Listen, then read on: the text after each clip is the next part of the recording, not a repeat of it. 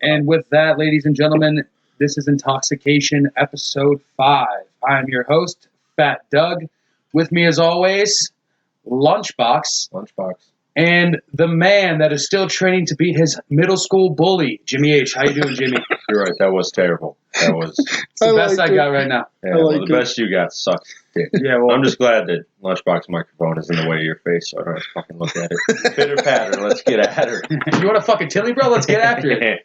We'll figure it out. Yeah, figure it out. But yeah, so this is Intalksication episode 5, and how's everyone doing right now? How we doing?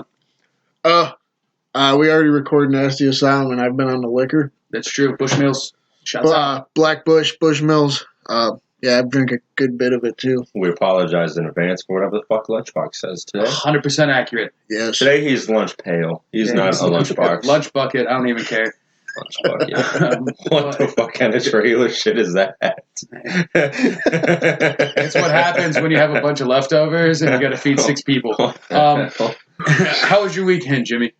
Good. Saturday night I drank a little more than I thought I was going to. Reasonable. But I woke up feeling fine. Other than that, I haven't really done anything. Yesterday I went out to Costco for the first time. Okay. It's an experience, I guess. Yeah, it's okay. I mean, I don't know. Sam's Club, just Costco. But they have hot dogs there. Yeah. So I guess it's different. I don't know. I don't buy in bulk, so. But you bulk up, you know what I mean? I check. That's an under fucking statement. God damn it, dude. If we ever get new listeners, they're going to be so disappointed if they actually see me. I know. Dude, this guy's got to be fucking big. Hey, I mean, that marshmallow sweater you're wearing right now really helps you out, though. I do like it. I try to keep it on for your self-confidence. I know, dude. Like, my tits are just always out, so I appreciate you. As I you don't know. should. That sweater makes me feel better. It looks like you got man tits, too, now. Not really. A little bit. At least to me. Damn. Now we got Jimmy H. over there trying to flex out. I'm taking it off. It's disgusting what you're doing right now as a man. It's not even on camera. All right, well, there he is. There he is. Nobody can In see sweats you and a but white us. tee, looking straight up out of a trailer as well. I'm not There we going to go. sit here being made fun of. You should be I chastised have for more what you just pride did. in that. Your pride is very well shot, One knowing that you got time. dressed for audio. I didn't even say you had man tits. I said your sweater looked like man tits. That's fair. Well, guess what? It doesn't look like now lunch pail. That's true. Chum bucket.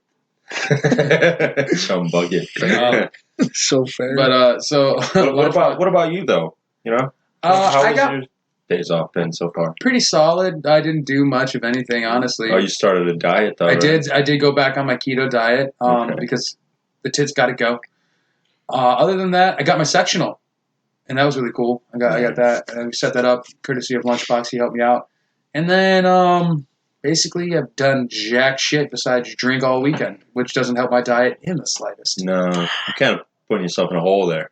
Yeah, I like being in holes though. You know what I mean? But you did start off with a pretty big one, so I guess it doesn't really matter. The deficit doesn't matter right now. Yeah.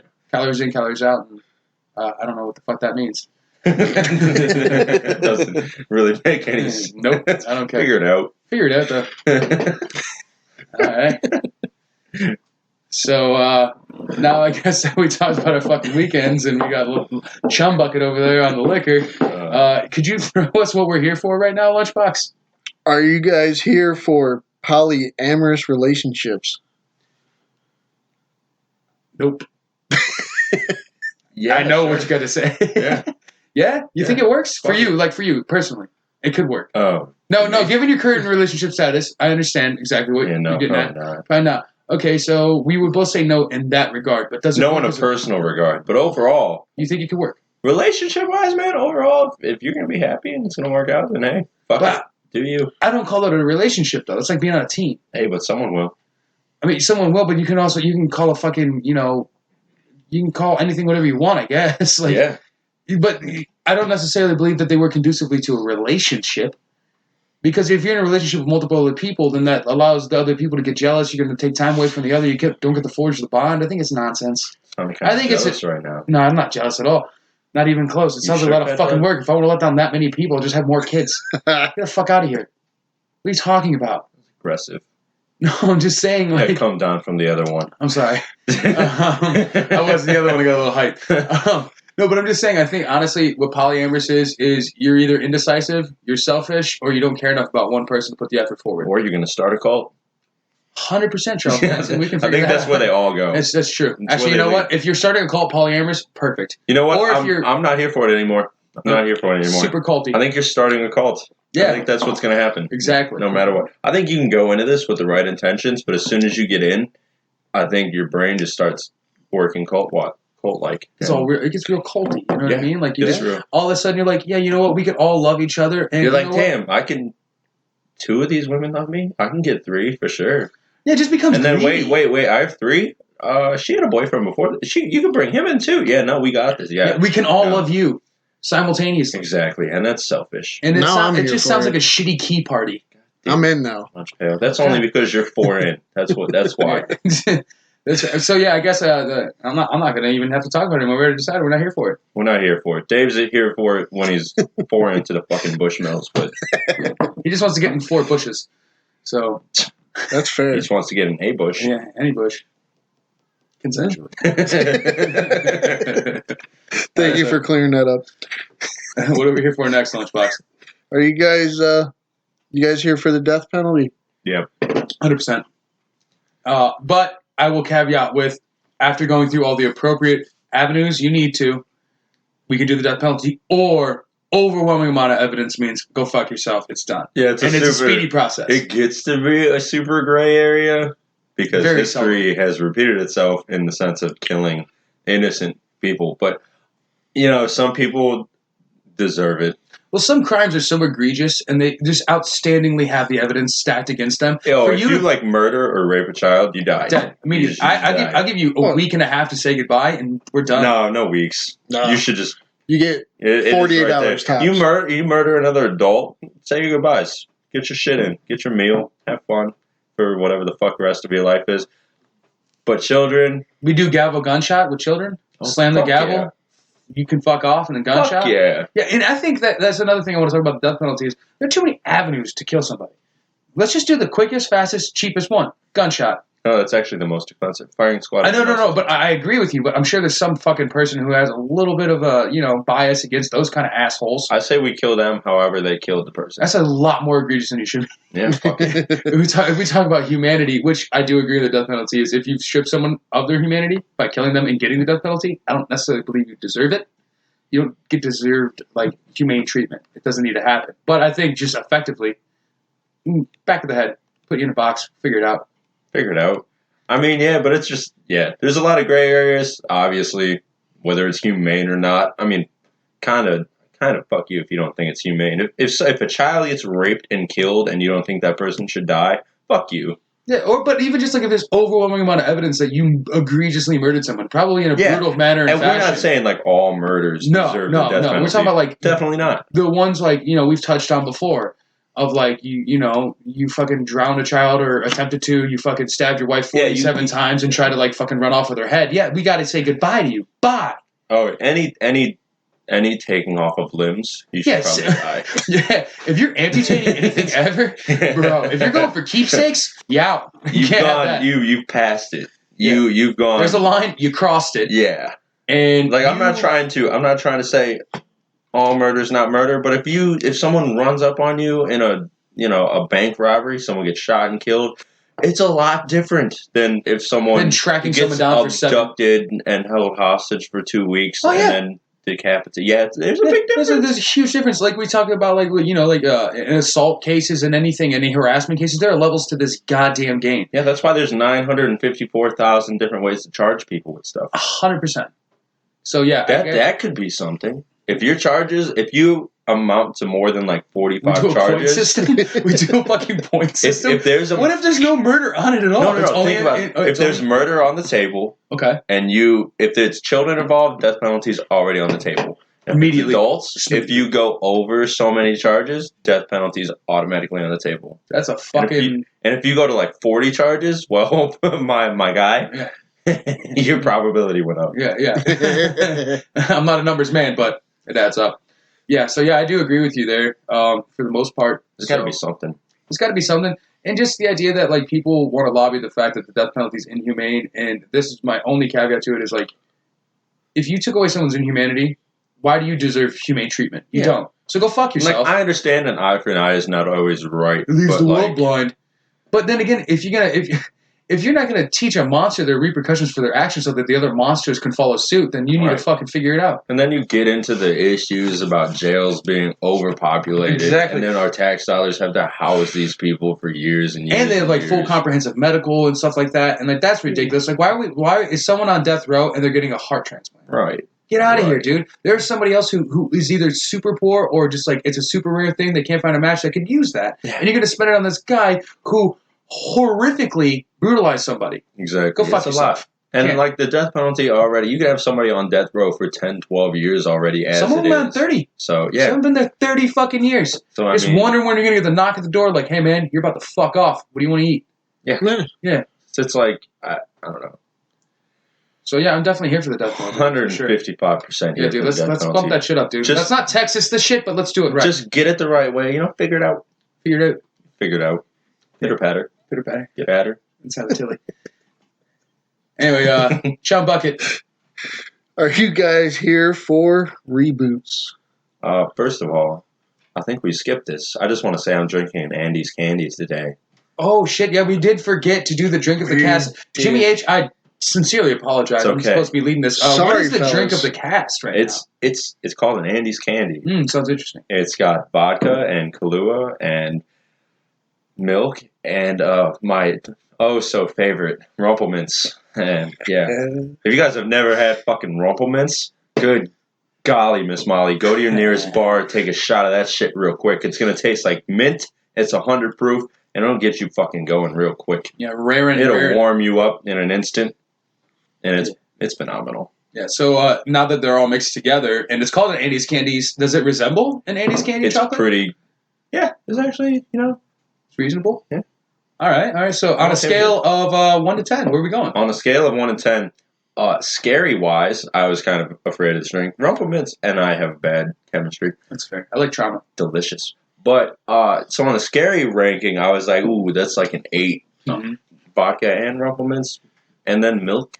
Weird thing. But on the tasty-wise, I'm also going to give it an 8.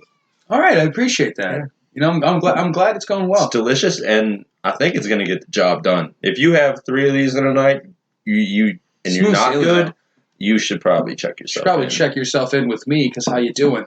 Yeah. No. But you don't want to be tough. No, you don't want to be a fat dog of the trailer. 3 Andy's minutes deep. As always, Fat Doug, sipping on the Beast Ice. Trailer beer. Really loud. Beer of choice.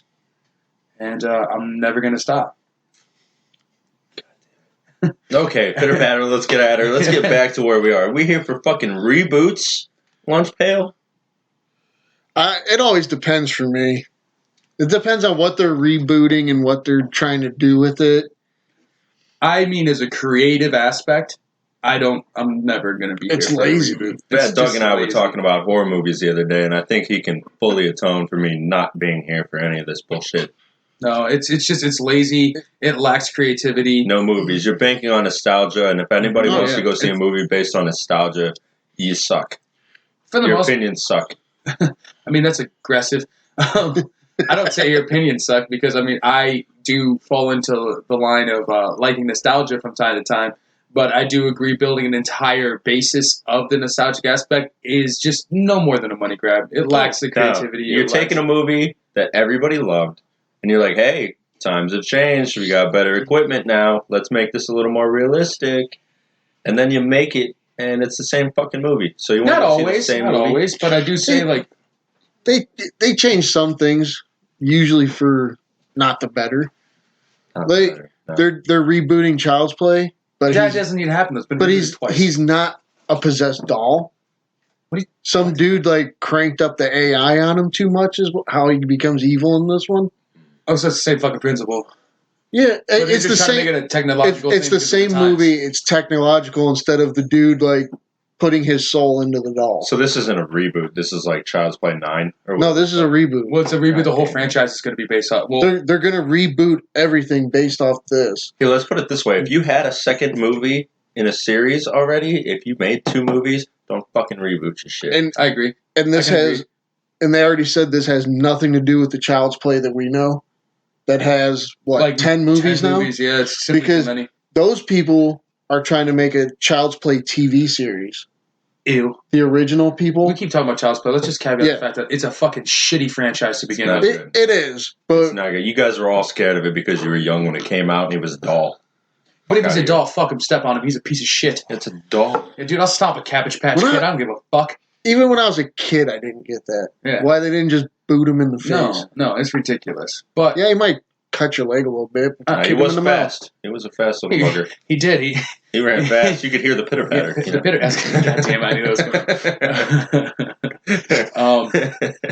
But yeah, I don't necessarily think I'm here for it. I mean, I get why they exist. I know why you do them. But we've seen reboots of like they did a Ghostbusters reboot. It was fucking hot garbage. Yeah. They've tried to bring back like Clash of the Titans. Why are you doing that? Just don't. Just do a story. Be better. Let a classic be a classic. Yeah. That's all. For sure. That's all. And I think maybe if you're gonna make a reboot, there should be like a year's period. Like maybe 20 years. That movie has to be like 3 years after Spider-Man. That movie has to be like 30 years old. And you know what? Go for it because shit has changed so much in between there. If you want a brand new sparkling version of this shit, hey, maybe you deserve it. Yeah, I can see that. But if that shit's 5 years old, it's already fresh in my mind. If it's from 1968 and down, I'll give you it. Yeah, hey, Gone with the Wind? We don't need another 3-hour movie just to see him fucking say, my dear, I don't give a damn. You know what needs one? You know what I want? What's Eating Gilbert Grape? Let's get a reboot on that. Why are we rebooting Gilbert Grape? I don't know. Mama. It sounds like Mama. It sounds. I would be so interested. Just because you just love to make fun of how ridiculous that movie is. No, I would genuinely. You don't even call anyone when you set the house on fire. I would genuinely be interested in how that worked. I'd be interested in how it was cast, how it was redone, all of it, where it took place. I'd be fucking interested. Make it an action movie. They just have Mama on a gurney the whole time. They're just trying to get out of this really tall building that's been taken over by terrorists, and The Rock's involved. Oh, yeah. He's jumping from house to house. Yeah, what? It's just The Rock and John Cena getting after it in a fucking tower. Kevin Hart. Kevin Hart's somewhere around there. He's the guy who's always like, Mama. Yeah. He's Leonardo DiCaprio in that movie. I will. Jesus. This is a fact. I'm not sure if everybody knows this. Doug might. But the woman who played the mom in Gilbert Grape, they used her story for Mama. Like she won pageants, like beauty pageants, and then she became that big. Well, that's heartbreaking. And then that's the story they gave Mom in Gilbert Grape. Well, I mean, I guess you should just bring out the house and all the amenities. Someone was like, "Hey, do you want to base a movie on your life and star in it?" And she was like, "Yeah, sure." Didn't she not like to be on camera though? Wasn't it like a thing? Like she was like super uncomfortable, but she's like definitely right though. Well, of course, but she's about to split some screen time with Johnny Depp. She ate herself to immobile, and then why would you agree to the film then? That's ridiculous. But yeah, so I'm not here for most reboots, if not all of them. I'm here for none. Be creative. Do something for yourself. All right. Well, now that we touched on what we're here for, Lunchbox. Yeah, we figured it out. What's going on in the news right now? What's our top 5 looking like? Yeah, I see this picture on your phone, and I'm kind of excited. I bet you fucking are. I bet you are. It's all right, guys. Instead of wrestling a girl, a high schooler chooses to forfeit the state wrestling match. When high school senior and wrestler Brendan Johnston realized he had to face Jocelyn Gallegos, good for you, a high school senior, and Angel Rios, a high school junior, in last month's Colorado Wrestling Championship, he knew his shot at the state title was over. He refused to compete against both of them because they are girls. Gallegos went on to place 5th in that tournament, and Rios went 4th, marking the first time girls have placed at the Colorado State Wrestling Tournament. Despite her success, Gallegos finds it frustrating when she is treated differently as an athlete because she's a girl. I'm sorry. Her would-be opponent told the reporters that he was uncomfortable wrestling females because of his Christian beliefs. What a weird story. Okay, so my whole thing about it was the idea of where this takes place again? No, Colorado. Okay, so recently, not recently, I think it was like last year. There was that transgender person that was like wrestling girls, but that was trying to be a boy. Yeah. And killing it. And I bet. yeah. And I was like, okay, I could see why that's unfortunate because that person who was transitioning wanted to wrestle dudes because they were trying to transition into being a male. Now, you just have a flat-out woman going against a man, and there's no like different degrees of who you can wrestle within your own gender. I think the kid's in the right by saying there's nothing to gain from me doing this.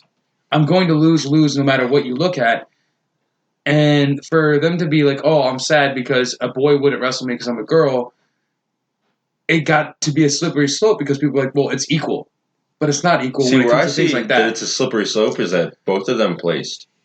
I don't know how big the tournament was, but they were good enough to place. I mean, fair enough. I don't know the weight classes because they don't have in the article. Because again, I don't read the whole article. I mean, trust me. My stance. You know, my stance on this is that this shouldn't have happened. This shouldn't have happened. There's definitely a clear. There are fucking lanes. Biological differences between the genders. But yeah, I don't know. There's a lot of gray. If they both placed, they were obviously good enough to place. But I understand where he's coming from. Your Christian background, I don't give a fuck. I don't give a fuck about that either. It's just your moral compass dictates that it's a lose-lose. Yeah, I don't. Does the Christian would that even fucking come into play? Because I think his idea is homoerotic as this is going to sound. Wrestling's pretty intimate. You're all up on somebody. Yeah, but grabbing their chest, grabbing their legs, and then sometimes you do a tuck, and you have to put like your arm to do a dump. You have to dump them on their head. You got to go through the genitals and stuff like that. Like, yeah, I mean, sounds like he was afraid of getting a boner or something. See, that's what I was gonna say. As well, dude. He's like a Christian upbringing, so he's not even tugging his balls at all, dude. He's just fucking sitting there going like, I'm gonna go to hell if I do this. But then he's gonna get an erection during one of the biggest wrestling matches of his life. That's what I thought. But also, I do agree with the fact that it's a girl. It's just different. Yeah. I don't mean that women can't do everything that men can do, but to quote one of my favorite comedians, men can't even do everything men can do. I mean, I wish I knew his psyche, because if they both placed, I wonder if he was kind of like, well, what if they fucking beat me? Well, I think that's part of what happened is, like, it's a lose-lose for him, because if he wins, it's expected. And if he loses, it ruins his whole record. Yeah. Because everyone's going to look at it as sexist or however you want to place it, as it looks, you lost to a girl. So when you're going to start going for college and do like NCAA programs in the wrestling thing, your only loss might be a girl. Yeah. That should possibly, in my opinion, especially, not even be in the same tournament as you. Girls should not wrestle dudes. No. Because it's just not a good look on either side. Especially, it's a win for the women. I understand there's technique and everything in every sport, but there are some sports like wrestling. There are physical advantages. Physicality comes into play a fucking lot. There are physical advantages. Do we have pictures of them? Lunchbox has got something to say. What, pictures of the girl? Mm-hmm. I mean, she doesn't. High school, bro. Yeah, they're just no. I know, but what's the size differential? Because there's weight classes. He didn't show a picture of him that I saw. They only showed a picture of her. Well, there's the girl. She's pretty small. One of them. Okay. Well, she kind of looks sturdy though. Yeah, but it doesn't matter. The one thing I found in this article that's of interest is it says the number of female high school wrestlers grew from 804 to 16,562. Which is a fucking huge jump, and that's awesome. But since 94. Oh, okay. So relax. Still a huge jump though. Yeah. So, but it says here that only 12 states have approved girl wrestling programs. See, that's why unfortunate for the women. Yeah, I get it. That's why the girls had to try to wrestle in this tournament. But to almost chastise the boy in that situation for going I think I have the physical advantage, which I'm not saying anything different than we already know scientifically. Physically, men most of the time have the advantage. Yeah, no, it sounds honestly like a super unfortunately shitty. Yeah, for both of them. Yeah, it's just a weird. They're getting fucked because they don't have a girls' league, and he's getting fucked because he doesn't want to get a boner. And it's all about he really needs to clear that up. Yeah, he needs to clear I don't think he needs to. He doesn't have to speak on that. What do you mean by that? What are you really afraid of here? I believe it's the boner. I think the boner is part of it, but because I feel like if I was in this situation, I'm going to wrestle her anyway. If I'm expected to win and I win, then whatever. We wrestled it and move on. But you're doing it as a stance. You're doing it as a stance to prove a point that your point is there are differences biologically between men and women. And if you have the technique there, combined with the strength of a man, the likelihood of you beating a woman is almost 100%. See, my thing is So I don't know if it's as much of a stance as much of it's like, okay, let's get this dealt with. Let's get it out of the way. Yeah, but and then nothing is nothing. I'm just going to get it over with to get it over with. And if she can get in there and go toe for toe, then good for her. I mean, I appreciate it, but then again, like, what happens when you fucking just mollywop her and, like, mop the floor with them? I wonder if they petitioned for a girls' league there, or if these. I don't know. I know in Texas that, like, when I brought that up earlier, that girl that was transgender, she specifically said, "I want to wrestle with males. I want to be a male. I want to wrestle with males," and I'm completely there for that. Yeah, that's fine. But to have a woman who's just being a woman wrestle a man, and they probably had a lot of the same training. There's a lot of background I want on this. Yeah, but I don't like intermixing the gender things in the same weight class and all that stuff, especially because there are advantages and there are disadvantages that are just physical. Yeah, and it's like there, in no way is this slander towards women in any not way. At all. But in a recreational stance, there's just I don't know what you want to do. I don't know what your aim is. You can't just intermix everybody. You can't. No, you can't. You can't sit there and you can't. That's like the first girl to get a college scholarship. To play football. Amazing. She's really talented for what she's doing, and I get it. But you're going into she's gonna have to be ready. In a way that I don't know that she can be ready, because that type of physicality, when you're going to like higher levels and those kids have practiced just as much as you, and they're males, just right. It's tough. Right. And you're in a competitive sport. Yeah. And then there's a huge difference between that and have you seen the young lady who's been weightlifting? She's been all over the fucking internet lately. And she's like breaking records for squats and she's like breaking PRs for bench and she lifts a fuck ton. She's pushing. She's pretty impressive. Is it that 15-year-old that's doing like 315 and stuff like that? Yeah, something like that. She's amazing. She's strong as fuck. Hey, good for you. Hats off to you. That's an individual sport right there. Yeah, exactly. Because when you put it into a team sport perspective and a contact sport at that, yeah. Now you're looking at not only the difference in physicality but morality. Like I would never want to, even if I was still playing football, like if I ever played football or any of those physical sports back in the day, because I have tits, so I didn't do that. But had I done that, I would never want to run full clip at someone I know is a woman and knock them over just to get a better stance in the game. I understand the competition level, but there's a moral high ground where you don't want to hurt a woman.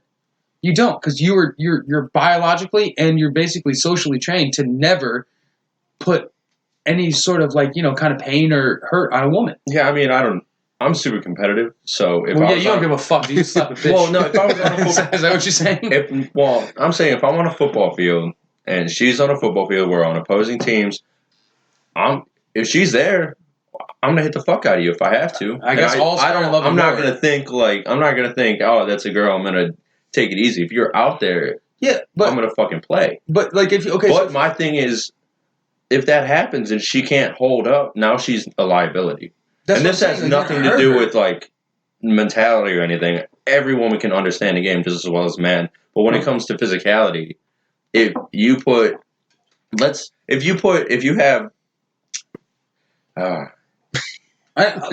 me do this real fast. I can caveat this. Like for a while there, who was the biggest WNBA woman for a while? What was her name? Cheryl Swoops. Brittany Griner. She was big for a while. Yeah. Oh, well, she did. Yeah. Oh, she did. No, she did. She flaked out. Just kind of quiet. Okay. Yeah. So she was pretty big and pretty awesome, and physically she was imposing against other women. Yeah. Now take her at her stature and put her in a college level game with dudes who are the same size. It's going to be different. Hey, it's just going to be different. Yeah, like where she's going to get backed down by Dwight Howard or something. And even people who might be smaller. Like I follow MMA a lot. If you put Ronda Rousey when she was at her prime at 135 against dudes who are 135 in their prime, there's a lot of difference that's going to happen. Yep. It's just physicality. It's not the way that this boy and this girl should not take any heat. And it's for what they had to encounter in this tournament. It only multiplies. It only goes up twofold, threefold the higher you go. If you're in high school, there's a lot of girls in high school who can mess with high school boys and keep pace, no matter what sport. But then they're going to walk into that. Now you go to college. Yeah, because college is where you trained your whole life to be in that sport. When you're in college, especially if you're at a D1, which I don't think she is. No, if you're in a D1, this is basically your job now. Mhm. This is your life. If you go to Ohio State, you're not playing Ohio State football just to play Ohio State football. No, you're playing Ohio State football to try to get to the next You're level. barely passing your classes to play football to get to the next show. Exactly. And to not get paid for it while the NCAA So makes now $8 there's billion. a big fucking difference there. Mhm. And once you take that next step after that, it's all out the fucking window. Yeah. There is no woman who will come around being LeBron James size and athletic ability. It's just not possible. And for people to take heat from that aspect, I think it's ridiculous. Yeah, you can't. You're can't never fault going to be able to have. You're never going to be able to have a woman athlete running a slant across the middle, or running in the flats and J.J. Watt covering that. No, there's no way. That doesn't bode well for the woman at all. Hey, and albeit if one day it happens, incredible. Yeah, thank you for that. If somebody comes along who can change the whole fucking landscape of it, all for it. Yeah, absolutely all for it. Mm-hmm. But as of right now, there's just no way right now. Physically, far too many. And with the way that like, and no disrespect to women or men, but like it's just progressing at such a fast track. Like athletes are just being better and better and better in both facets. So yeah, as much better as a woman is getting, a man's getting better as well. Also, they're just doing amazing things. Yeah, and this is literally just based on the physicality. Yeah, it's just that's all it is.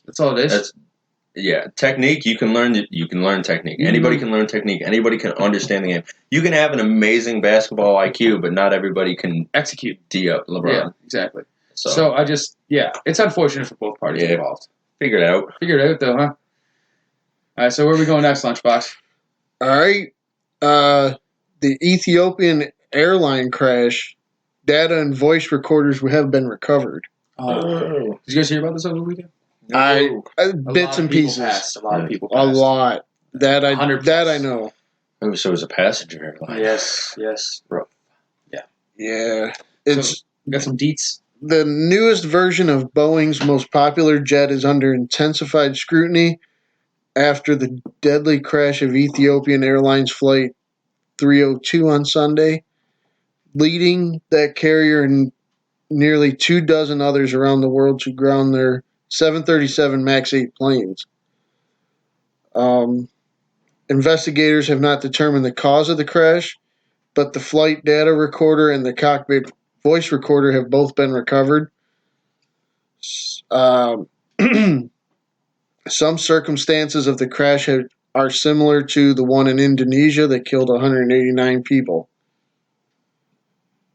Aviation experts expressed surprise at the vast disparity in experience in the two-person cockpit crew. Ethiopian Airlines said the pilot of Flight 302 had 8,000 hours of flying time, but the co-pilot just 200. It's a little of a slant. The pilot sent out a distress before the crash, which killed all 157 on board. The victims were from 35 different countries and included 22 employees of United Nations agencies. Yeah, I don't take the hours of piloting. Yeah, flight time is not really what I look at. I look at what you experienced, and especially if the one has 8,000, then he knows exactly how to help the other guy. So I feel something else. I'm going to say it's got to be some sort of technical error on the actual air. I mean, you said it was aircraft. Like a new plane, right? Yeah, a new type of aircraft. New style. It says that. Where'd it go? You got it. The newest version, yes. Yeah, it's just the newest version of their most popular jet. So either way, it's their most popular jet with some more bells and whistles. Yeah. So I think that when we want to go ahead and start using those new aircraft, gotta have a little bit better vetting process, huh? Like, why would you want to put 157 passengers on a plane that you haven't really routinely used just in trials? Unless I'm mistaken. No. I didn't see anything about trials or practices. I mean, I'm sure they have others out in the world that are performing. Well, I know China grounded all theirs. Every single one. And multiple countries have grounded every single aircraft that falls in the same, line. As they should. And appropriately so, right. But I don't know that there's a mark of error other than it's just trash, man. It just sucks to know that you're trying to, vacation, get home, whatever you're doing for business, just to better your life or just bring experience to it. And then unfortunately, something beyond your control, and it seems like the pilot's control, occurred, and it just fucked everything up. It's just a sad story. Yeah, plane crashes are wild too, man. Yeah, like planes are so safe to travel on statistically. Yeah, statistically, easier than a highway. But when one goes bad, it's always really fucking bad. Yeah, like cars, it's more dangerous to drive in a car. But if there's a crash involved, it could be 2 people. Mm-hmm. There's 157 on a plane. There's a litany of people on that plane, and then large difference. Unfortunately, there's the corrective measures you can take when you're 37,000 plus. Very little. Yeah. Like if you hit black ice in a car, you might be able to be okay. You might just injure 1 or 2. But if worst comes to worst, you hurt your fucking car, gets fucked up. You go in a ditch. Yeah. You got to tow it out. Now you got to spend $400. Yeah, we've all been there. Yeah. But the unfortunate aspect is like with an airplane, there's the likelihood of a success rate of like survival. Yeah, that's catastrophic. It's catastrophic. It's all fucked. And so basically, I just want to put this out there because I just want to acknowledge the fact that God damn, that sucks. Yeah, like my condolences to everyone involved, but airline safety it's still like it's one of the safest places to travel. You know what I mean? Like airlines are relatively the safest way to travel. And like you said, if you're trains might be really safe. I agree. But who uses trains, right? I know it's too long. Plus, what you said, if you're on a plane, you're bettering your life somehow. I don't care how. You don't get in a plane for pretty much any You don't get in a plane to go to work. You can go get on a plane to go to a work-related event, but that's probably good for you. And it's probably a career path that you've enjoyed and worked for, and you want to be a part of. My aunt gets on. She works for someone. I don't exactly know what she does, but she sells whatever it is on the West Coast. So every time she gets on a plane, she's going to do business, make more money. Yeah, and it's a job that they long to do almost. It's like when you travel like that, you work yourself into that career path, and it's something you enjoy doing. Right. It's not like it's just like a commute, a general commute. It's not. And so it is like it's just shitty to know that as far ahead as we've gotten with like aerospace and technology and aircraft and radar and all that shit, that these things can still happen. Whether or not it's in what country or the other, it always sucks. Yeah, it's rough. But so we touched on that, and my condolences again. Super sad. Yeah, somber. Can we go to the next story? I apologize. My question is, do you want me to save this one for last? If you could. Okay, then. That's. I was going in order. Yeah. So figured out. Let me get this one here. Oh, dressed up. Okay. A personal trainer with autism opened a new gym that caters specifically to people with special needs. Mm-hmm. I thought you'd like this one, Jimmy H. Many people have trouble finding the motivation to go to a gym, and it's even more difficult for people with autism. That's why Mark Fleming opened Puzzle Piece Fitness, a gym in Florida that caters specifically to people with special needs. Fucking look at us having good news coming out of Florida. Yeah, dude. We've done a lot of shitty news from Florida. That's why I wanted to double down on this one. Florida, nobody likes you still, but this is a good one. We appreciate you. There's still a lot of bad shit that comes out. It's okay. Fleming, who himself has autism, graduated college with a master's degree in exercise science. Fuck yeah. He pursued his passion by spending time volunteering for the Special Olympics, but was bothered by how many of the sporting participants had nowhere to stay fit outside of Special Olympic training events. He spent the next 3 years offering expertise as an in-home trainer, and then last month on February 23rd, he officially opened his new gym in Tampa for people with special needs. That's fucking awesome. This is phenomenal. I appreciate that so much because the small margin of times I've been to the gym, I could see how there's not a lot for people who might have any physical or mental ailments to do, because like most of the time there's not a personal trainer there for you. I mean, there's a guy governing the gym space, and then there's a front desk person. But to have something tailored to these people who have special needs and want to be fit and want to be active, I think it's really, really positive and it's really important. Absolutely. And I mean, gym culture isn't...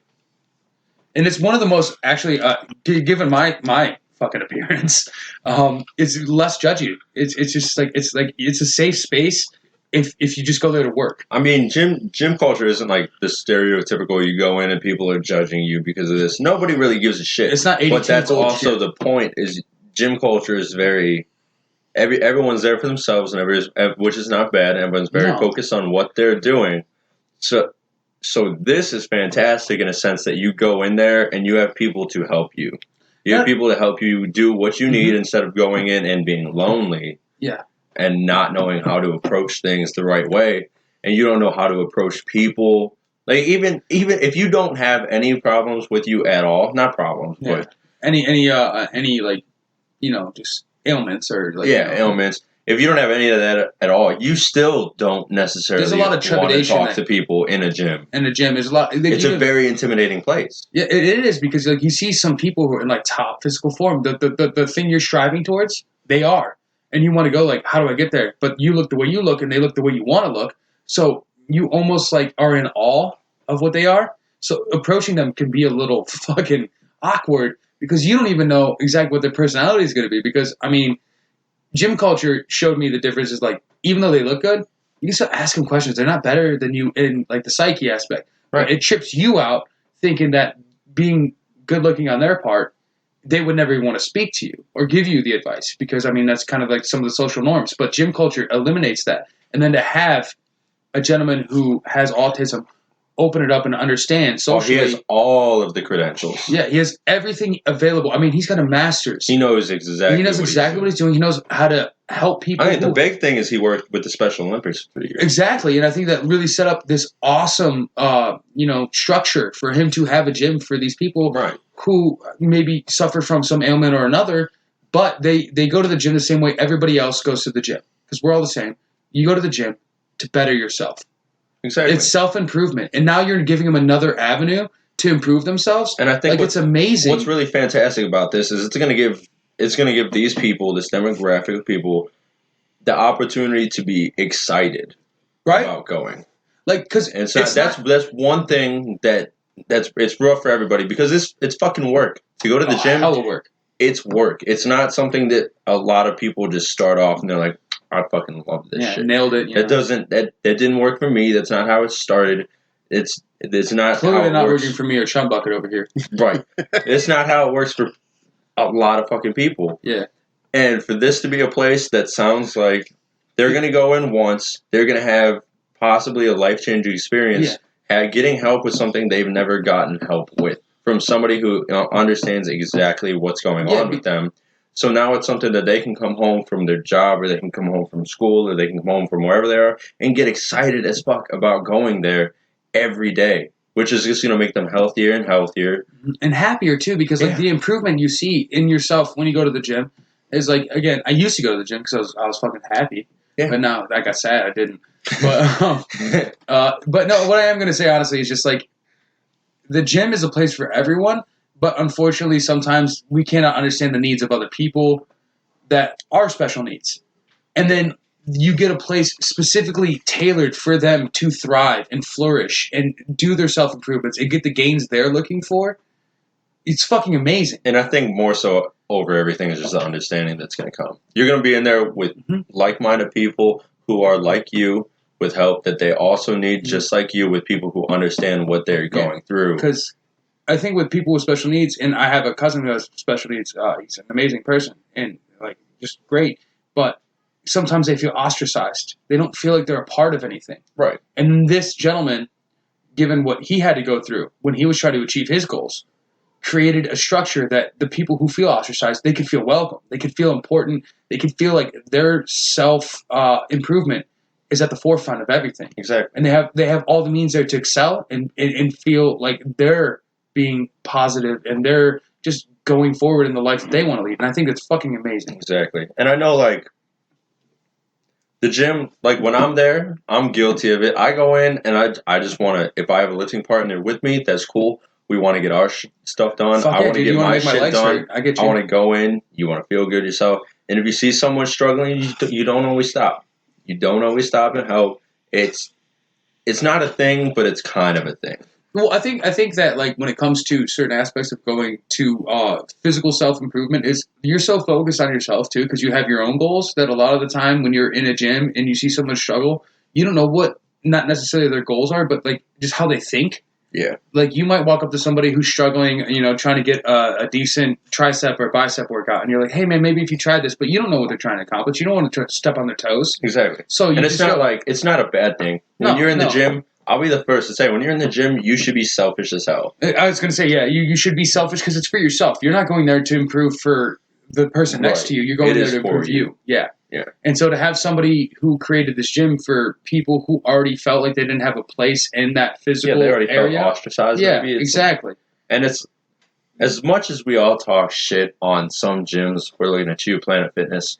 100%. Fuck them. We're going to talk shit all day on that. No, well, yeah, we're going to talk shit. But that's from a different standpoint. Yeah. In the big picture, even they're doing good. Planet Fitness, doing good stuff.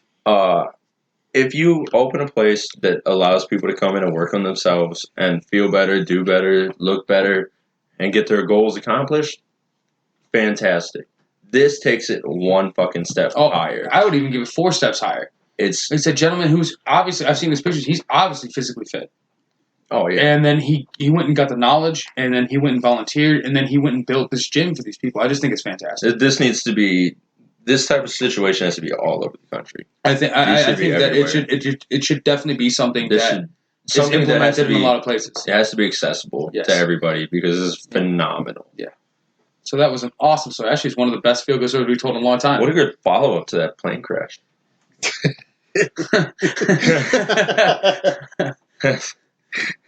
Pitter patter. Let's get at it. Yeah. Figure it out. What we got, Dave? Come on, Lunchbell. All right, guys. Lottery winner grateful after Good Samaritan returns $273 million winning ticket. Fuck you. But listen to the rest of what he says, though, because the reason it's so awesome is because of the gentleman's response who got his ticket back. Is he giving him half? Listen to the story, motherfucker. So, the guy's name is Mike Weirski. That's close enough. 54, scored the life-changing Mega Millions jackpot when Quick Check clerk Phil Campolo found the pair of $2 lottery tickets that Weirski left behind after purchasing them last week at the location near his home in rural Alpha. Put the tickets down, he put his money away, did something with my phone, and walked away. I figured when I woke up Friday morning, just another thing I lost. I wouldn't have $273 million if it wasn't for the clerks. Weirski went back the next day after realizing he left his tickets, and thankfully the store held them for him. Days after the drawing, he checked the tickets and realized he had just become a multimillionaire. Let's see. The stroke of good fortune came after Weirski said he spent the last 15 years unemployed while living with his former wife, Eileen Murray, who works as a cost analyst for a utilities company. The two divorced in October. He's not appealing to me all of a sudden because he has this money, she told the New York Post. I'm not going after anything. She has morals. I know what I've worked for, and it's everything that I have. She wishes him well, and she doesn't think he believes her, which is complete. That's understandable. Yeah. But there was a follow-up article. I just got the first tag because that was the easiest one to grab. Yeah. The follow-up article is he wants to get in contact with the people who saved his tickets so he can give them money from his winnings. Yeah, it's like, you son of a bitch. If you leave your fucking tickets around me, no, they're gone. If I win everything, that's the difference between. If I win everything, goodbye. That's the difference between a feel-good story and your shit story. Yeah, fuck your feel-good story. Fuck you. That's coming from me, and I'm like the shittiest person. He's a pretty shitty asshole. If I bought tickets to try to win $200 and whatever the fuck $million, $273, bro. Good for you.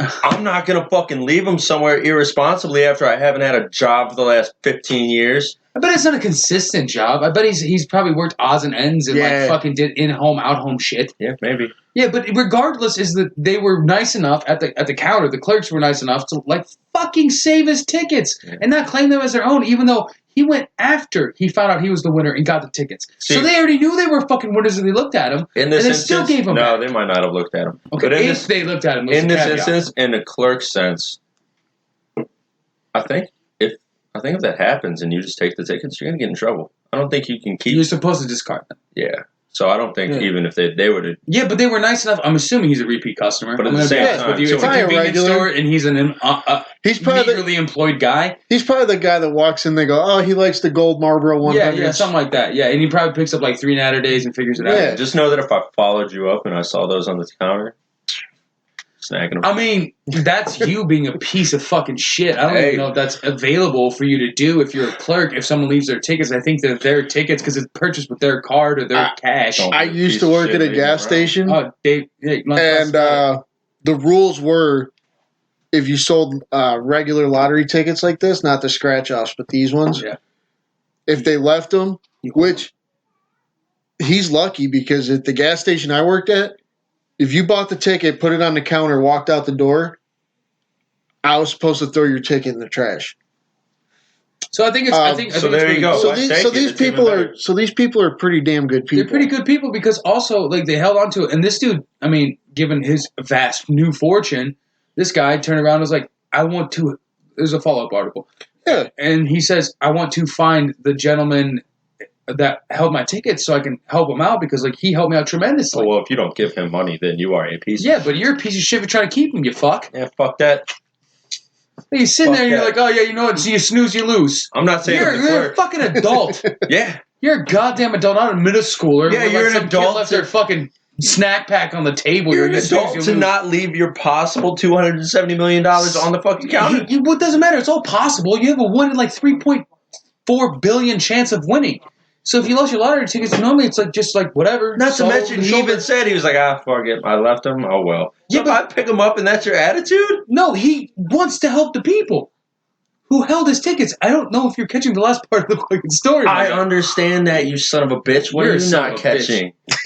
He left them, and Dave said that he got home and he was pretty much just like, I forgot him. Oh well. But he went back because he's a repeat customer and they enjoy him and they treat him like a valued employee. I'm not employee. I'm sorry, valued customer. They probably called him up. They're like, hey, buddy. They probably didn't call him up because they don't have his number because he didn't have a phone because he was unemployed for 15 years. My thing is he was probably like, oh shit, oh well, forgot my ticket, because he probably thought the rules were like the gas station I worked at. I don't care. He probably figured he forgot them. They threw his ticket away.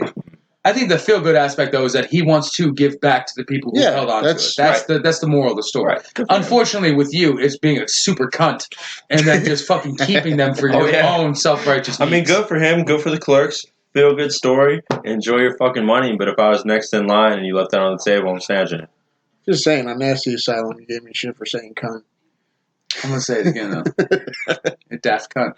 We'll figure it out, though. Damn it. So now that we touched on how like fucking selfish you'd be in that scenario, Jimmy H. I'm only selfish when you're forgetful, buddy. That's reasonable. Can we go to the next story, please? All right, boys. Yeah, pitter patter, Dave. Paris Jackson reacts to leaving Neverland. Says chillax, my dudes. I'll just chill on this one. Michael Jackson's daughter appears to be taking a zen-like approach to the controversy surrounding leaving Neverland. Paris Jackson is 20, sparked a conversation on Twitter after she tweeted, "Y'all take my life more seriously than I do. Calm your," I'm guessing tits, because it says tits. Euphemism for breasts. Goddamn you, CNN. Some of her followers believe she was referencing the HBO documentary, which chronicles allegations by James Safechuck and Wade Robson that her father, Michael Jackson, abused them for a period of several years when they were children. I can't. I just can't even let you finish the story. It's so fucking preposterous. It's fine. Keep going. Jackson, who died in 2009, was accused in 1993 of sexually molesting a boy and charged with 7 counts of child molestation for allegations related to another boy in 2003. He settled out of court with the 93 accuser and was acquitted in 2003. Boom. He maintained his innocence while he was alive, and his family still does. They condemned the documentary, calling it public lynching, and Jackson's accusers admitted liars in reference to sworn statements made by both Safechuck and Robson while Jackson was alive that he did not touch them. It's good enough, man. Thank you. It kind of touches on it. Yeah, no, there's a lot of like, bullshit at the end of it. But I'm just not into this whole like fucking money grab is what it feels like. As far as creating this documentary to slander somebody who can't even defend themselves at this point. You're relying on the estate of a dead man. Yeah, that's what I don't like about it.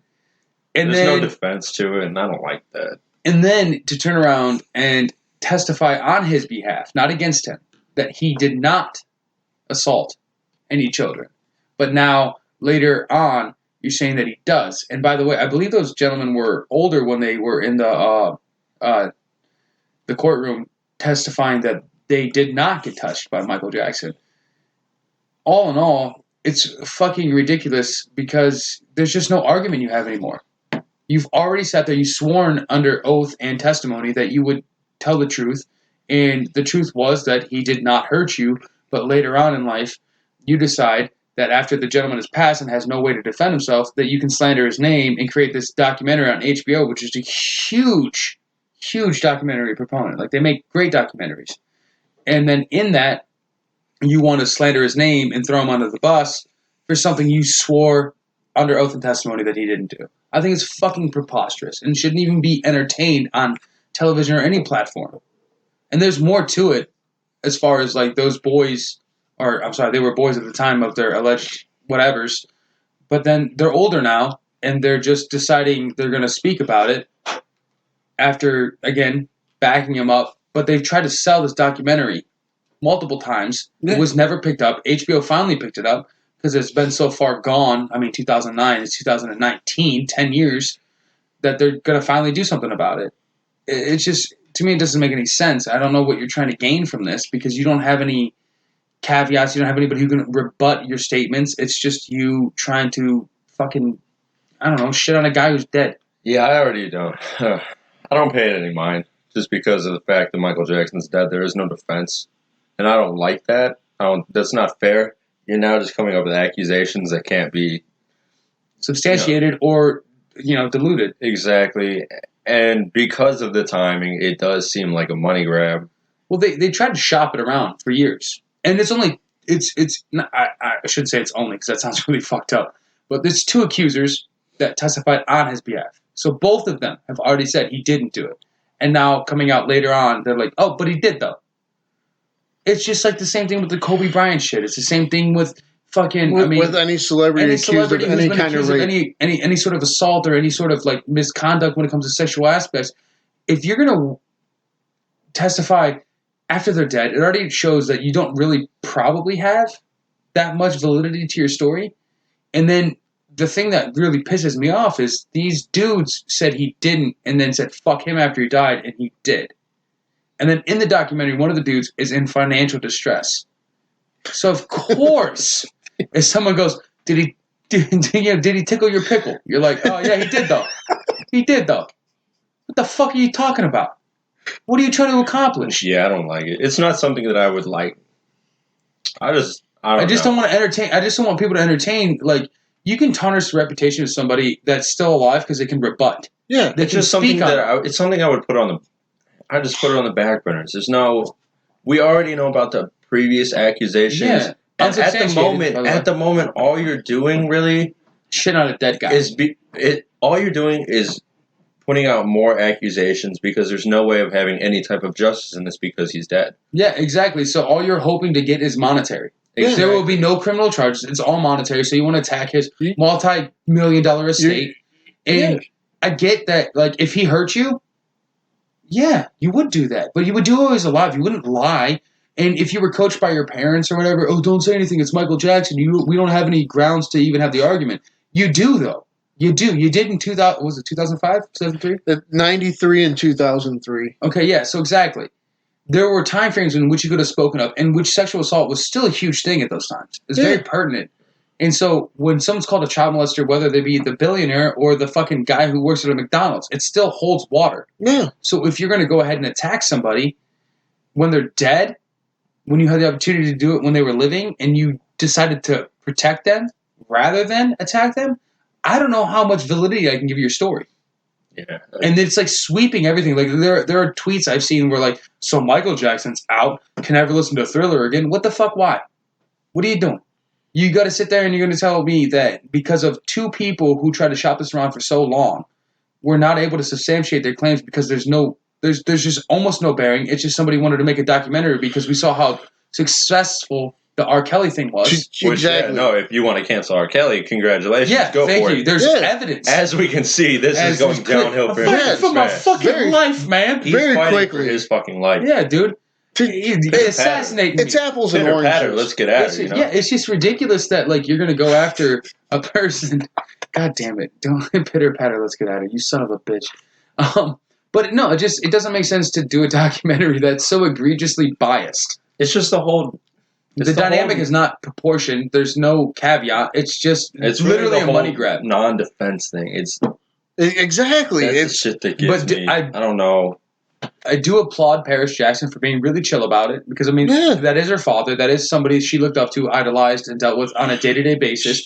And then also, after this documentary came out, they were like, well, you don't have anything to substantiate this. These people's claims were already rebutted in court, so we're going to sue the fuck out of HBO. Not to And mention now the estate of Michael Jackson is suing for $100 million, which, I mean, I don't know how much it hurts his marketability because he's dead, so it doesn't matter. But to make a repercussion happen for these actions, I agree with. I think it needs to happen. What it seems like is there's no justice. The only thing you can get out of all of this is money and have your voice heard. There's no actual justice for this. Well, no, there's Nothing no criminal comes from activity this. you can condemn somebody for. No, exactly. It's dead. just a money grab. We can't do anything in society right now about it. No, like you can find out that a gentleman was dead and he's in a DNA database for whatever, and then you can be like, well, he did it. So what do you closure if you want to call it that? You don't even get that. Yeah. So it's just to me it just seemingly comes off as a money grab, and I hate the idea of getting a money grab for someone who can't even defend themselves. Yeah, and that sounds like a really bad slippery slope. Like this could happen in the future more. Yeah. Oh, 100%. Like, ooh, this person's dead for a little bit, but you know what they did when they were alive? So like, it's a problem. You see what happened with Bill Cosby? Everything happened with Bill Cosby just deserved. That's what I was going to say. That's what I was going to say. Hey. I was going to bring that up. Maybe not full justice. The statute of limitations is kind of a bitch. But like R. Kelly, that came out, it kind of shed a little bit of light. Now he's got some fucking problems to do. Legit charges. Yeah. Because you had the evidence, he's there, you can try to figure it out. But if you're going to sit there and you're going to say, hey, this dead guy did something, like, I mean, there's been murders where like, oh, we think this guy who's already dead did it. Okay, well, I mean, you get your closure, but you don't get anything else from that. There's no justice for you. No. It's just you sitting there and saying, I was a victim, look at me, and do whatever you can with that. Yeah. I mean, I'm not going to take any sides. Just out of I have no sides to it. I just have an argument with the beef with the idea that you would wait this long when it was already there, and they're older gentlemen. They're older. Yeah. They were old enough to tell you when it happened. If either one, say one of them's my age, you'd have been 10 and 93. Which is tough. Which makes you tough. 35, 36 now. Yeah. And back then you were like, no, he didn't do nothing to me. So... But then the 2003 one is where I go, okay. And then you find out that these gentlemen try to shop around a documentary about the assaults from Michael Jackson. And I will give you this. That gentleman had some issues when it came to hanging out with kids. I give you that. It is always mad skeptical hippo eyes. Like, it's fucking weird that I show up to your house and I go, I want to hang out with your son. If you see a 30-year-old man knock on your door saying, I want to hang out with your kid, be a better parent and say, the fuck are you? Hey, I got a documentary for you, buddy. We've seen it. Abducted in plain sight. Jesus Christ. But that's bad parenting 101. All the way around. I did the worst thing my entire life. Hey, reached over and I gave him a sometimes you release. just need a fucking release, you know? Sometimes you need to just be better parents. And stop being Sometimes such you dumb just gotta cunts. sleep with your daughter's kidnapper. Yeah, that's a fucking awkward thing. But we do recommend you watch that documentary. Abducted in Plain Sight's a fucking trip. Anyway. Yeah, so we touched that. Can we go to the worst of the week right now? All right, boys. This is fucking silly. in a plane. Worst of the week. Get. Woman kept her husband from driving drunk. Good. Then a barrage of bullets. Bad. Not as good as we thought it was going to be, right? Check this out. This guy's a douche. Tonight, okay, quote, tonight I'm going to one of my really good friends' houses, end quote. Marley Barnhill said in a Facebook Live video ahead of her 27th birthday party. They were going to karaoke and sit on the back porch and just hang out. Sounds like a good time. That does. That sounds like you're just having a pretty decent night with your friends. Right, it's casual. Yeah. Nothing over the top, just a decent time. Right. I'd kill karaoke. The operator of the Get Glamorous with Marley Facebook page then signed off. The what? Get Glamorous with Marley. She ran a Facebook page. That was her business. Yeah. Fuck off, dude. We're going to be safe. It says, we're going to be safe and I will talk to y'all later. Only she won't. Authorities said Barnhill's... What kind of shit story is that? It's not good writing. It's not good writing. It's not good writing. The writing is garbage. Jesus Christ. Authorities say Barnhill's drunken, belligerent husband killed his wife and the couple hosting the party when she wouldn't let him drive home. This is such bad writing. This is not what I thought this is all was one. about. This is all one paragraph. I thought they were at a bar. Her husband was like, "Yo, can we go home?" And she was like, "No, you're drunk. We're gonna get an Uber and then maybe a drive-by." Nope. This is not what I saw coming. See why I said it's the worst of the week, huh? Woo. Michael Barnhill became angry and combative when his wife took their truck keys before midnight. Obviously the truck. He then retrieved a pistol from the truck, went back inside, slapped a cigarette from his wife's hand, and shot her in the chest. That's some mafia shit. Jim and Brooks Harrell were also shot as they tried to intervene. Marley Barnhill and Jim Harrell died at the scene as two female guests ran upstairs where the Harrell's 10-year-old son was sleeping. Oh my gosh. And barricaded themselves in a closet. Well, you should have definitely took the kid with you. I hope you did. But you see what I'm saying, dude? Fuck whoever you, wrote sir. This? Yeah, you're right. Well, Jesus. Yeah, like, you went over for a nice night of karaoke and singing. Your wife's all like, "Oh, we're going to have a good time. We're going to be safe. Like, we're celebrating. It's going to be awesome. We're going to have drinks." Probably Florida. Mississippi. Oh, that Close made all enough. the sense. Close enough. All the sense. Mississippi fucked up last week's episode, so fuck Mississippi. Oh, okay. We got to follow up. He is being held in Carroll County Jail without bond. He faces 3 counts of first-degree murder As and he 2 should. counts of attempted murder. As you should. Wait, 3 first? And Well, he killed 3 people. Oh, he Yeah. killed 3? Okay, so he killed Brooks Harrell died on the way to the hospital. Oh, Yeah. shit. So, And this is why we're for the death penalty, guys. 100% and he's gonna probably chime in at like the fucking court hearing and be like, "I was drunk. I didn't know what I was doing." Hold on. It is Mississippi.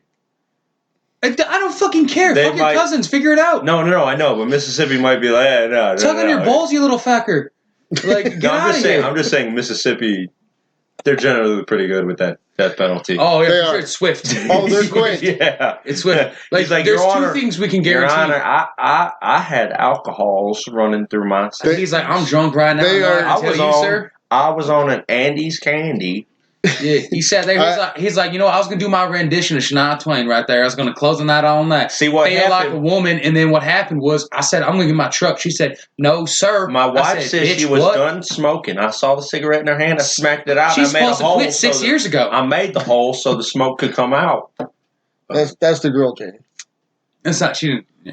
Yeah, that's the girl. Yeah. Not that it matters, but she was Well, I very, mean, we very should pretty definitely- I mean, lady. it kind of matters. Very pretty. Kind of matters. I mean, she didn't murder anybody because they said you couldn't drive drunk like a fucking podunk asshole. Jesus fuck. I'm just saying in Mississippi, they're quicker with that death penalty than they are with the 100%. toothbrush. There's 2 things you can realize in Mississippi because of Winn-Dixie and the death penalty. All you got to do That's is all you have to deal have. with the child if it's his, and then, hey, you take those circumstances into your own hands. Mm-hmm. But for you to get that pissed off that someone will let you drive drunk, Exactly. and you were having a great time, you were doing karaoke. Right. Someone's saying "Don't Stop Believing," and you that's were a all they're cunt. saying. That's the only. You were a super fucking cunt. All they had was Journey and Leonard Skinner on Yeah, that. they're like, "Hey, we're gonna do Freebird next." He's like, "I want to go home." She's like, He's like, we just don't. did Free Bird. Well, it's Free Bird or Don't Stop Believing. That's it. That's all you That's got. all we got. I just see which he was one a of our- rambling, gambling man, and which then one of everybody our fucked him renditions over. is better than the other one. Yeah. We're gonna figure it out right now. I just need you to wait the 13 minutes until the free bird is over. Yeah, well, we need the solo, bitch. We need then- both solos.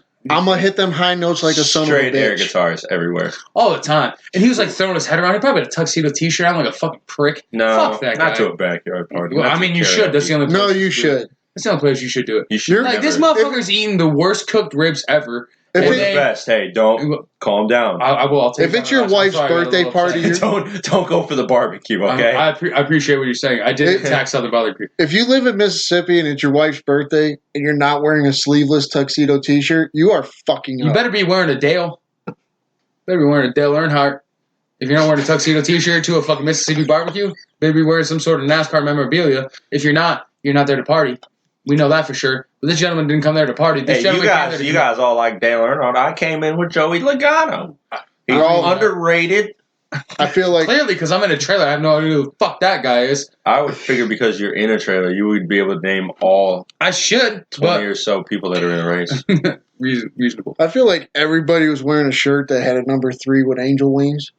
It said, Jesus, take the wheel. But we're over here shitting on the South for that. What we should be doing is shitting on the fact that this I guy's got caught wife up tried in to it. stop him from getting a fucking Dewey. She did literally Everything you're supposed to do. Yeah, she was just being And then he's like, responsible. and then instead of like, all of it's egregious after like anything. Like if she takes the keys, you can't say anything. You're done. Yeah.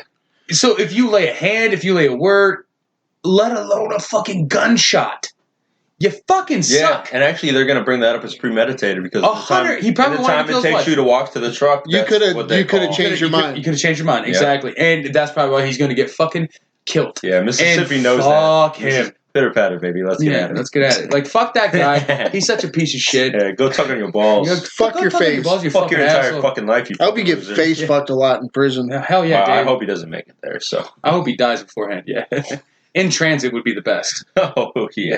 That way he can live his last NASCAR dreams. Oh Jesus Christ! Put a helmet on him and call him Joey Logano. Fuck a helmet. I don't give a shit. Oh, we should send him out like Dale Earnhardt.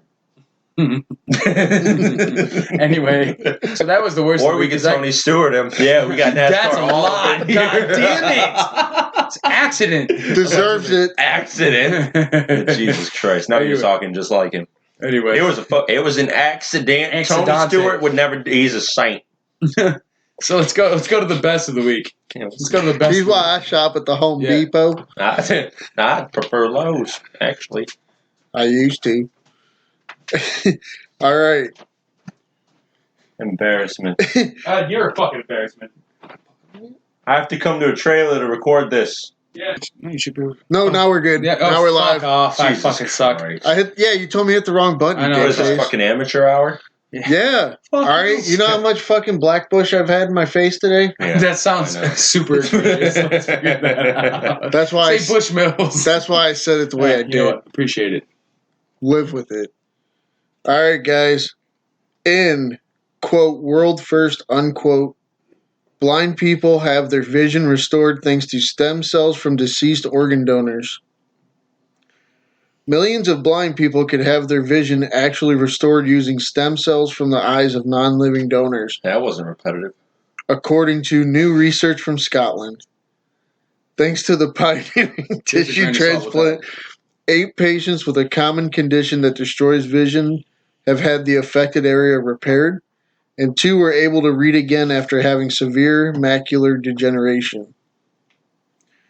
The revolutionary treatment may lead to a cure for blindness caused by damage to the cornea, the protective surface of the eye. So if you're born with it, I'm sorry.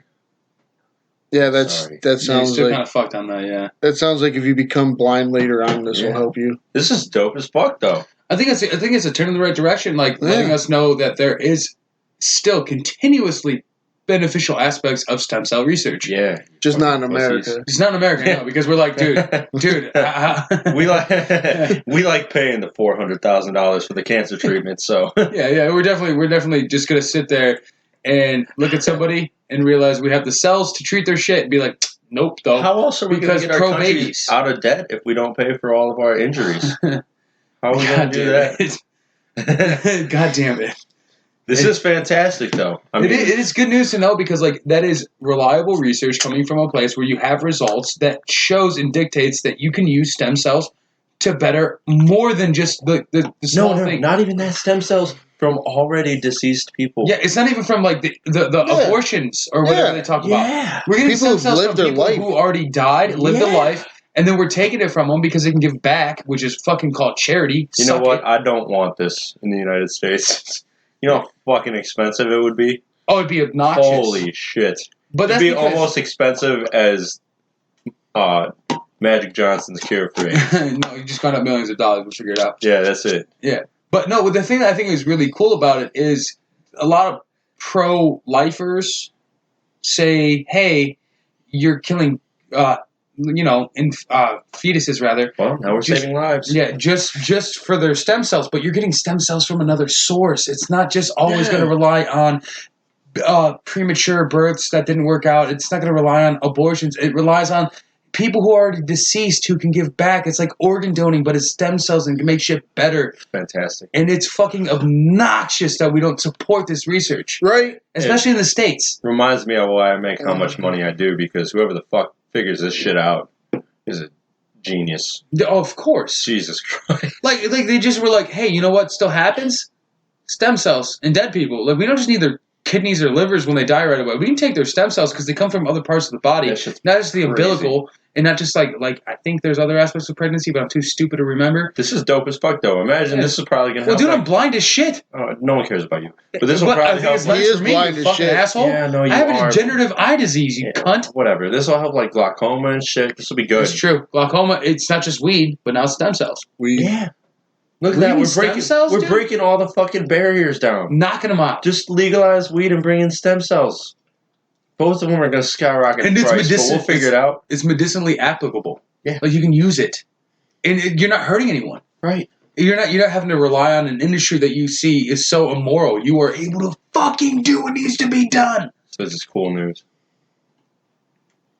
What? I said this is cool news. You just said it like such a fucking You did say it weird. It caught me off guard. This is cool news. Fuck you guys. Fuck you, dude. I thought you were telling me I was reading cool news. Andy's Candy's got you feeling dandies.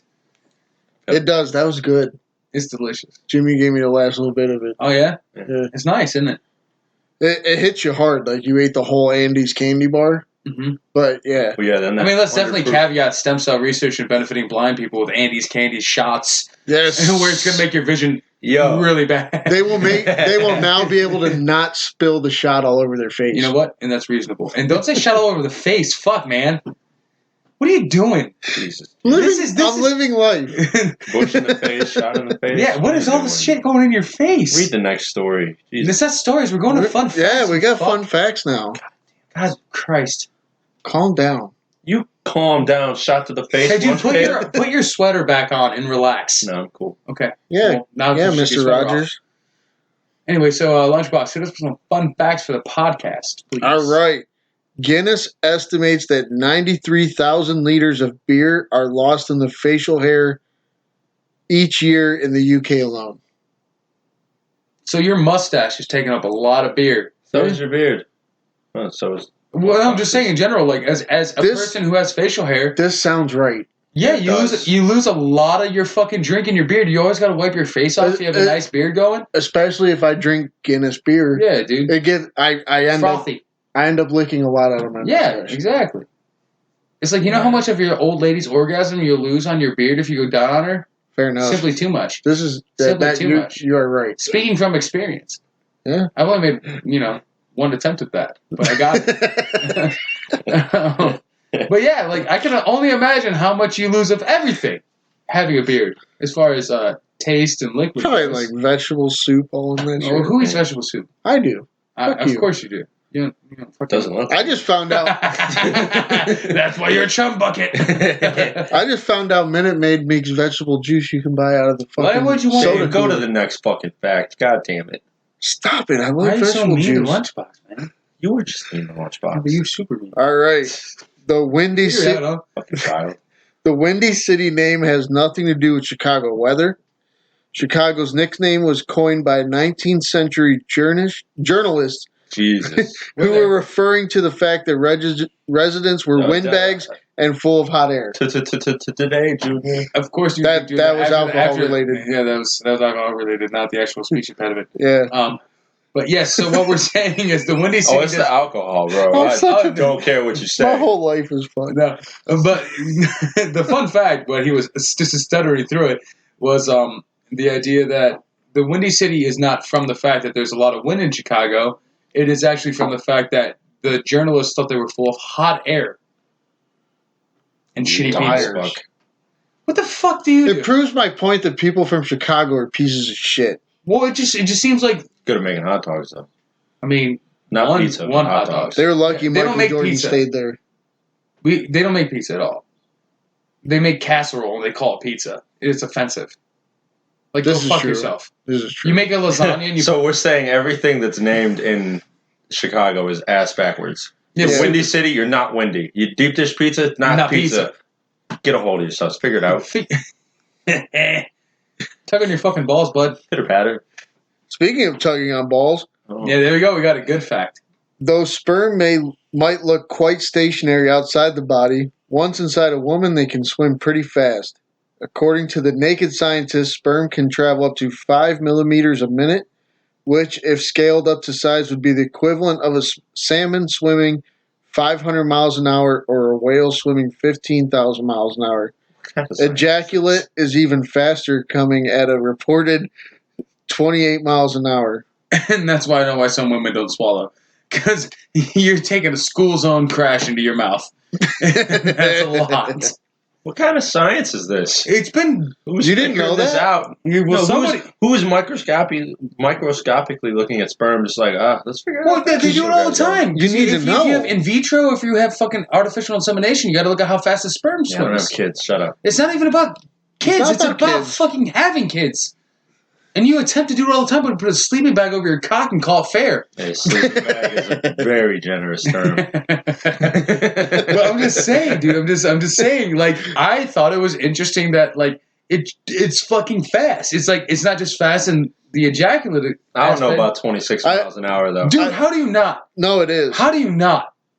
Do you know like how fast you have to pull out of a girl, vaginally or mouth or whatever?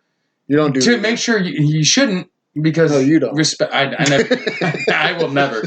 But just to do it respectively, which I also don't do. You would do it, and you have to. You're literally a ticking time bomb. You're like, oh, it's almost there, and then you pull out, and it just fucking whatever wall's available. That's where you hit it. Walls. Well, because I mean, it's 26. Go for the eyes. Walls. Heavy arc. You got a canvas right there, baby. I don't paint that canvas, dude. You go for the eyes. Figure it out. You go for the eyes. It's like Three Stooges. That shit. Pitter patter. Let's get at it. Let's have a fucking Tilly, bro. Jesus Christ.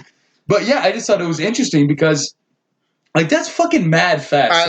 I knew that because it's a theory I got that I can't talk about here. It's for something else. We don't want you to. Good. I mean, either way, though, I will explain the fact that it comes out in a school bus style car crash is pretty impressive, and why they wouldn't want to swallow it because like you're hitting the back of their throat like a softball. You know what I mean? Like an underhand shot. Yeah, you just dating the wrong girl. Yeah, fuck my life. I made a mistake having Jimmy H here. No disrespect, but for whatever it's worth, I've agreed with everything you've said on that subject. Yeah, but also I agree with Jimmy. So let's figure it out, though. Oh, yeah. All right, guys. So unfortunately, this week we didn't have any fan questions. You dicks. Assholes. You fucking. I mean, we don't want to come down too hard, but fuck y'all. I mean, we want to come as fast as ejaculate out of the tip of the penis. What we're going to say is, please, guys, if you're listening, guys, gals, and whoever alike, whatever ask you identify me what my favorite fucking color is. I don't care. Yeah, just ask any question you want to hear answered, and we're going to shout you out on fucking air. Yeah. Let's get it Nasty done. Asylum, too. Yeah, Nasty Asylum as well. Like, we had no fan questions this week, and last week we had some, and that was great, and that was awesome, and we really appreciated we had one. Doug hated it. Having your insight into what you'd like to hear on the podcast. So if you could go ahead and just chirp back up at us and throw those out. Yeah, it doesn't even have to be comments. You can say whatever you want. Yeah, just no questions. I don't give a fuck. Call Fat Doug fat. More than once. It's happened every time. ask questions, like rate, review, tell your friends. Like everything. it helps both shows immensely, and we like doing it. It's not just doing the shows. It's also we want to provide a service to the fans. They're taking time out of their day. We want to know we hear you. Shut the fuck up, Jimmy. We want. Dude, don't get mad at me. Take your anger out on them. Yeah, pitter patter. We just want to make sure you guys have a voice here too, because we're doing it for you guys. But all that being said, we appreciate you guys taking a listen, and I've been Fat Doug. Oh, we're not doing. We don't have any Recommendations. Oh, we can do Rex. Okay, that's fair. Shut the fuck up and do you even have any? Yeah, I do. Creed 2. Bam. I watched Creed 2, and it was pretty fucking fantastic because it was nostalgic and just like the dynamic of the story and seeing how much Adonis Creed, being Apollo Creed's son, adheres to having Rocky in his life and then like living forward and trying to be a fighter. He didn't even finish it. It doesn't fucking matter at this point, you fucking asshole. But what it does matter is I did attempt to watch it. Just because my internet took a shit doesn't mean anything. I still appreciated what I saw. I wasn't able to finish it, but I do recommend it because if you've seen the first one, it's a very, very touching aspect on the next one. So that's my recommendation, Creed 2. I want to add to that recommendation because I watched it too. Is this also your recommendation? Are you doubling down on Creed 2 right now? Yes, I am, because much like if you listen to Nasty Asylum, also you'll hear like me correct Doug because I'm drunk. But Tessa Thompson was great in this movie. Fantastic. Her acting was outstanding, and the movie itself is great. I will watch anything except Rocky V that involves Rocky. Because Rocky V's hot trash. We all know this. Agreed. But now that we're following Creed's kid and Rocky's there, and I really like where they've taken the franchise, and it's like started anew, and it feels good. I like it. So those are our recommendations, and Jimmy H over there is like, I don't give a fuck. I have the recommendation of the fucking year so far. All right. Yeah, and not one of these assholes can even dispute that. We agree. We agree, though. Letterkenny.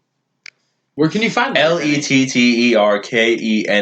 It's a weird fucking name. That's a town name, but oh, Jesus fucking Christ. All we've been saying all day is pitter patter, let's get at her, and fucking figure it out. Figure it out. And tug on your balls, bud. Tug on your fucking balls. You fucking idiot. Jesus Christ. It is the funniest goddamn show. If you've seen the rounds of it making on Facebook of random videos of it and you don't think those are funny, don't listen to our podcast. I don't care. I do not care because it's still listen, though. Don't listen to him. Fantastic. I went home the night that I found it on Facebook and I subscribed. I now have Hulu Premium because of this show. And that's where you can find it, Hulu? You can find it on Hulu. Yeah, if you have a Fire Stick, look it up on there too. Who knows? It might be there. Or just YouTube. You know what? First of all, YouTube it. YouTube Shoresy quotes and see if you like it. And if you do, fucking, it's hilarious. Okay, it's fucking hilarious. It's a Canadian show. My question, because I love Canada so much. Yes, you do. I do. How many seasons are there? 7. Oh, so it's definitely worth it. There's 7. They're 28 minutes. They're not even an hour. There's 7 seasons. There's about 7 episodes in each. They're all fucking phenomenal. Oh, so this is very much like Trailer Park Boys. Oh, yeah. It's short seasons, like 20-minute episodes, 30-minute episodes. It's so good. But there's no... I've actually watched the show as well as Jimmy H, and there's no fat on that show. Everything is great. You don't have to cut through anything. It's fucking hilarious. It's not crude comedy, but it's... Oh, I don't even know how to explain it. Essentially, it's just listen to what they're saying and appreciate it. Yeah, it's smart as fuck. It is. It's very weird. Everything plays off of each other. It's weird. It's fucking beautiful. Much like we say about Trailer Park. Yeah, yeah. It's the Canadian style of comedy. It's intelligent in its simplicity. Yes, thank you. That's perfect. Fucking way to put it. All right, so now that we've done our recommendations, I'd like to sign off and say that I've been Fat Doug. Lunchbox. Pitter patter, let's get at her. I'm Jimmy H. And thank you for listening to Intalksication.